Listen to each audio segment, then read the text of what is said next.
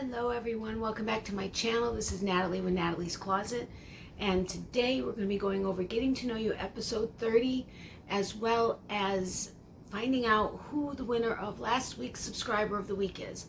So I'll see you in a sec.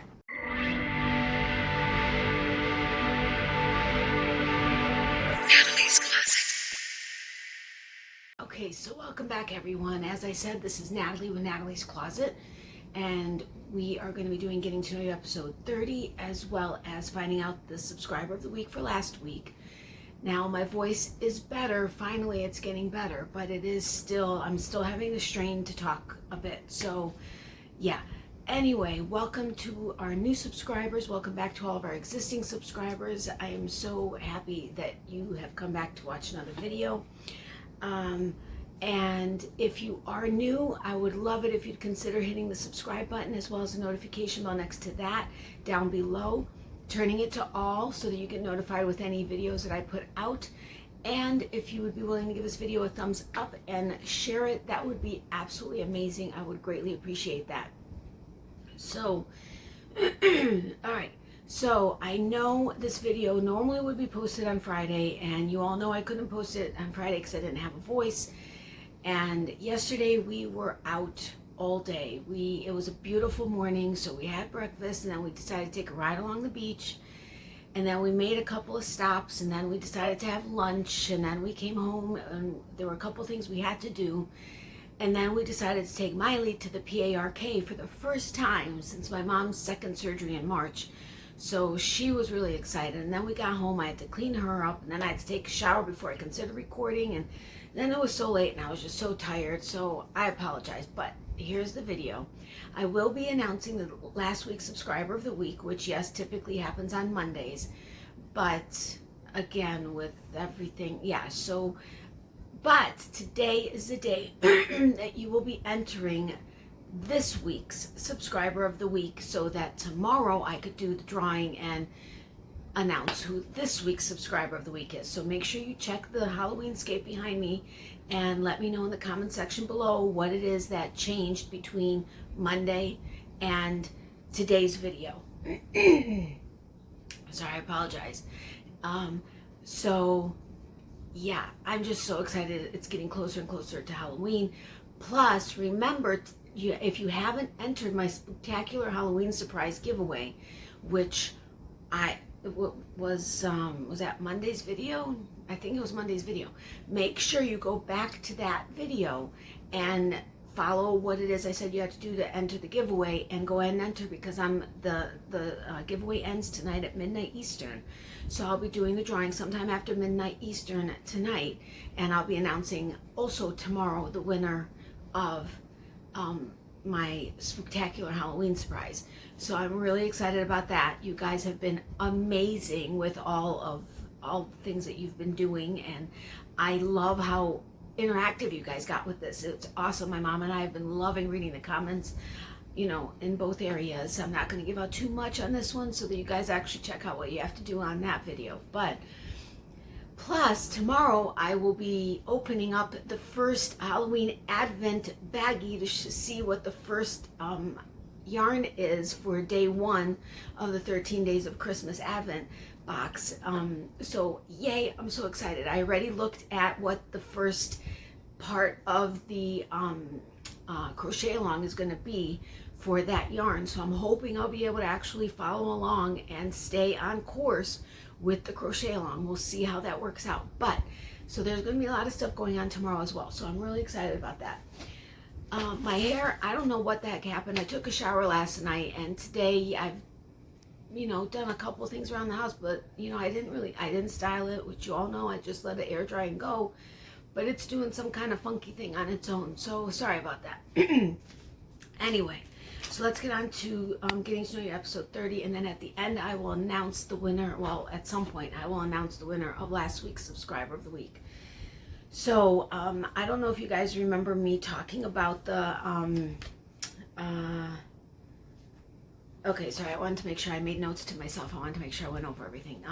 So anyway, I don't know if you guys remember when I was talking about the UV reactive yarn that I got, and how it reacts to the UV light. And I made a comment about how, you know, I'm not really, I used to go to clubs, but I'm not a clubber anymore. So I really don't know where it is that I would wear something made with that yarn that would actually, you know, be picked up under UV light. And I mentioned the clubs, like I said, and Reggie with J Hook Crochet was, she was like, I don't even know, do clubs even have UV lights anymore? So that was the question that I was doing under the question section. But do they? I mean, I haven't been to clubs in forever, and I know many of you guys aren't necessarily clubbers either, but if any of you do go anywhere or hang out anywhere where they do have UV lights, that, you know, a UV reactive yarn or anything else would be, you know, noticed, can you let me know where that may be? I am curious. Do clubs have UV lights? I mean, considering most of the nail, well, not most of, but you all know I typically like bright nails and stuff.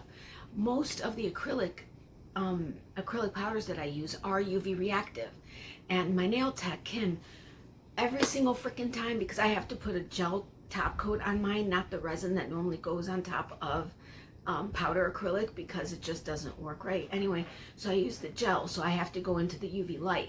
And every time I go in there, I'm like, oh my God, this is so amazing. Kim, come check it out. She's like, Natalie, I know what it looks like. Come on.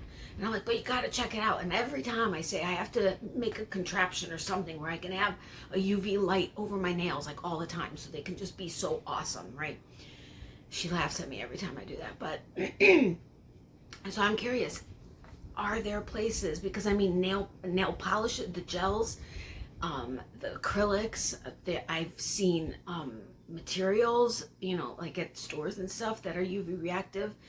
I've got UV reactive yarn. I mean, if there's nowhere to go where they're using UV lights, why are there so many things that are UV reactive?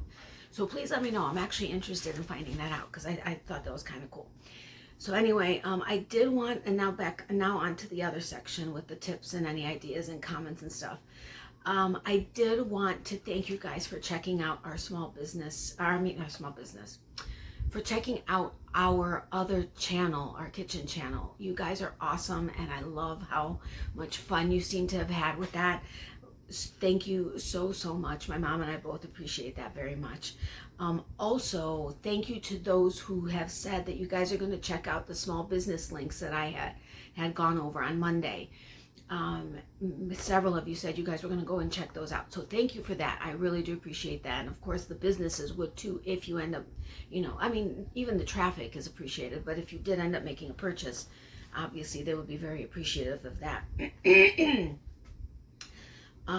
Also, let's see, when I was talking about the leather hooks, when I showed you the 13 Days of Christmas Advent box, 13 Days of Halloween, sorry, Advent box, I mentioned how I love the leather hooks, but I personally lose the control and the speed with them, and plus they tend to make my hand cramp up after a little while. Several of you agreed that the leather hooks are beautiful, but they also make your hands cramp up after a while, and or you lose control or speed. Yes, many of you say that you absolutely love them, you have no problem with them, and they're like your favorite clover hook, the handle, everything. So I guess it just depends on whatever, but I absolutely love them. I just wish I was able to use them as well as I can the regular clover hooks. So now then, also, let's see, Dawn, oh yeah, I'm glad you were able to cake the other 3 hanks that you got in, because I remember I had mentioned last week that Dawn had a horrible time using the Swift and the ball winder on her very first indie yarn that she bought, and it knotted up and she spent hours trying to undo it and stuff. But she did have better luck with the other 3 hanks that she received. She had actually gone onto YouTube and watched a couple of tips and trick videos on how to wind yarn the best. So I'm glad that worked for you. And then, oh yeah, Tammy Webb, she mentioned a tip on winding yarns. she said to pay extremely close attention to how the yarn is wound into the hank. And she says it really helps to start winding from the end of the hank, not the, what did I say? I can't even read my handwriting. That way it unwinds much smoother and is not as likely to create knots and extra tension on the yarn. Now, she and I were going back and forth. It was very difficult to try to explain what it is we meant while typing it out. But like when I take a hank and I unwind it, I hold it where, you know, it naturally splits. And then I don't lay it out anywhere because either my surfaces have fur like my bed or whatever, but I will actually lay it out on the Swift, and then I find where the two ends are knotted, and that's where I cut them. And I always use, when my Swift is spinning while I'm caking it, the Swift is spinning is spinning clockwise. That is actually the natural end. When they actually put the yarn into a hank, that would actually be the end versus where they started it. And when you do that, it tends to more naturally unwind better without actually knotting because of the way it's placed into the hank. So I don't know if you understood what it is I just explained, but if you have any questions, let me know in the comment section below and I will go over that with you guys a little bit better. Hopefully I'll be able to figure that one out. Okay, my voice was better this morning and it's actually started out good for the most part on here, but now it's starting to get a little more yeah, it's more, I'm having to strain a little bit more. But anyway, so Loretta and Blaine and Denise, yes, you guys, Loretta and Blaine, you guys mentioned how layaway, you didn't realize that there are people that still do layaway and that would be awesome. And Denise, you said layaway could be dangerous, layaway for yarn. Let me tell you, I know what you're talking about, because when I saw that, I was like, oh my gosh, are you kidding me? Yeah, I could get into a lot of trouble, and they have some awesome yarns too. So I just have to say, totally, it could be very, very dangerous. And then let's see, Fawn, my mom and I were, we were in awe, Fawn, that you said that when you were watching the Misadia and the Parmesan Square recipes, that you were watching them and you actually went out, bought all the ingredients and came home and made both of them, and that you and your husband loved it. We were in awe that you actually did that, like right then, and we're so happy you guys enjoyed it. That was really cool. But thank you, that was so awesome to know that you actually did that. So thank you for that. We just both wanted to make sure you knew that we both appreciate that. And I know many of you guys have tried several of the recipes, so that's very, very awesome. And I love hearing your comments and or knowing how you guys changed it and stuff. And then let's see,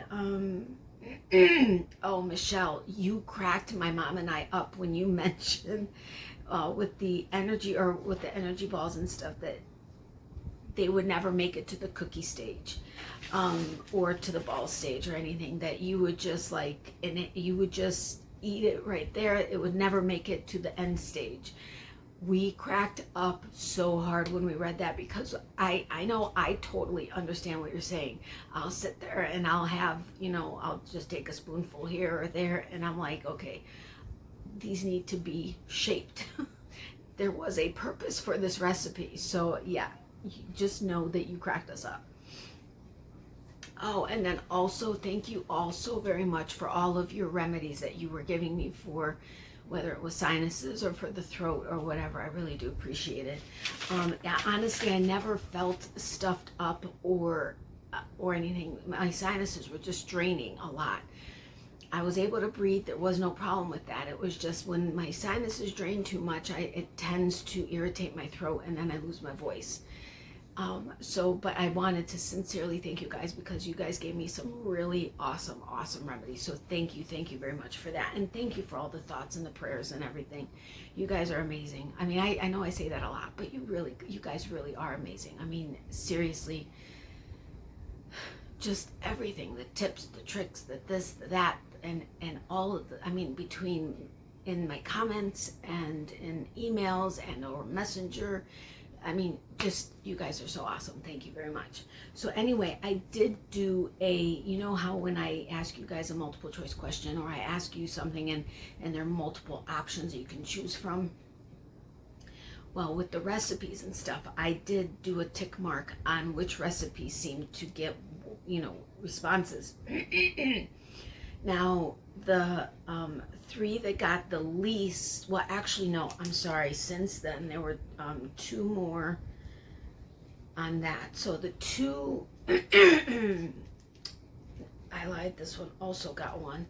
Okay, so the last one, the one in last place, were the chocolate no-bake cookies.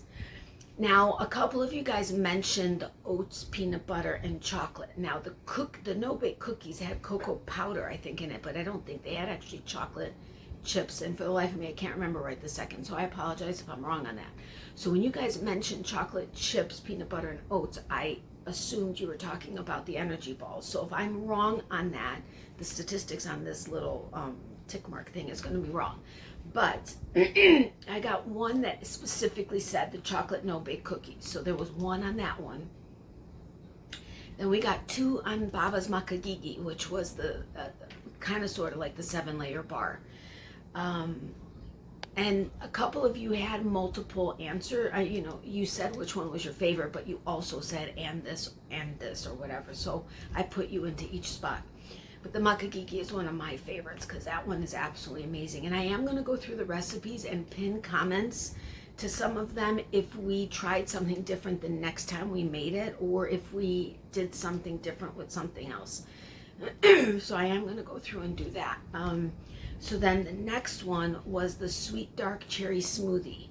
Yeah, I love the dark cherry and banana smoothie. It's awesome, but there were 2 for that. Then there were 3 on the potato hot dog casserole. Now, but it may be 4 because there were a couple people since I did this, or since I tallied this up, that commented. I just added 2 because I know 2 for sure, but there may have been a 4th. But many of you, I've had comments that weren't associated with the giveaway that were awesome too for that. So thank you very much. Then there were another 3 that were tied with 4. The halushka, which was the cabbage and the onions and egg noodles and stuff. There were 4 for that. 4 for the easy peasy tuna, and 4 for the misadia, which was the cucumber salad. And then next were the Parmesan squares with 7. And those are awesome also, and I will put a pinned comment on that one, that with the that Parmesan mixture, we actually did it on chicken when we broiled, not broiled, but when we baked it, we put the remainder of that Parmesan mix on the chicken. Oh my gosh, it was awesome. And I've heard you could do it on fish also. So definitely you could do other stuff with that. But I will pin it in the comments of the recipes if we did something different. And then the winner, and again, some of these may have been meant for the no-bake cookies, but based on the ingredients that you guys said, I assumed it was the energy balls.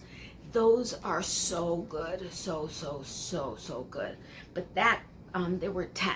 So thank you all so incredibly much for all that you guys, the comments that you left both on the recipes and in that video. You guys are awesome. Thank you so much. We both really greatly enjoyed going through and reading the comments, reading how you're really happy that you now know that we have that channel and that you guys are going to be, you know, checking it out. You know, you're going to stay part of it and interested to see the rest of the recipes that we do. So thank you so much for that. You guys are just awesome. Oh my goodness. You know what? I didn't bring my water with me, but I have to go take a sip of water because it's getting really hard to talk. I will be right back, and you guys know I don't normally do this, but Yeah, I'll be right back.